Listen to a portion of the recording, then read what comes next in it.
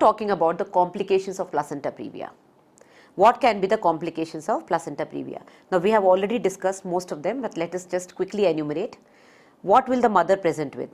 She will come with APH, that is bleeding. So obviously that can lead to shock, hemorrhagic shock, that can lead to anemia, increased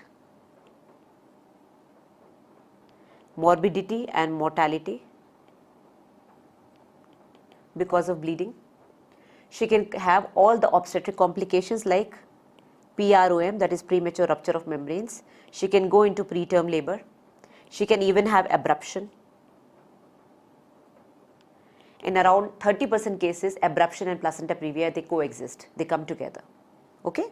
She can also have cord prolapse.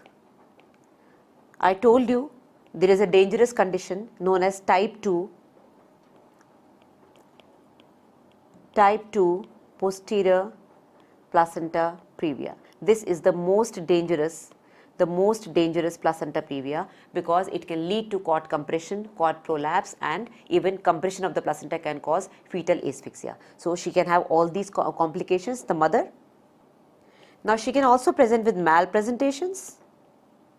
Malpresentations can affect the baby also. So malpresentations will increase the chances of manipulation, forceps delivery or instrumental delivery or even cesarean. So this will all add on to the morbidity of the mother. Then she can have infection, again because of bleeding and interference. She can have PPH.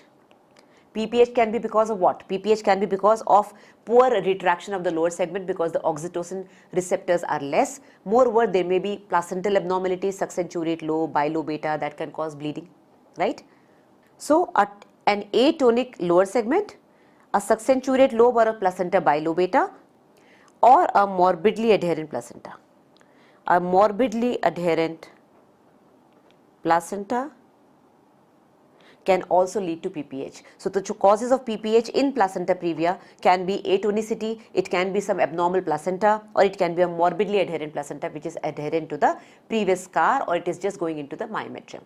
Okay, so these are all the maternal problems that she can face: APH, all the labor problems, PROM, PTL, that is preterm labor. Then she can have abruption, she can have cord prolapse, she can present with malpresentations, increasing the morbidity and interference, leading to a lot of cervical trauma. Again, another cause for PPH. Then she can have puerperal sepsis, she can have infection, PPH. Then what else? What else can she have?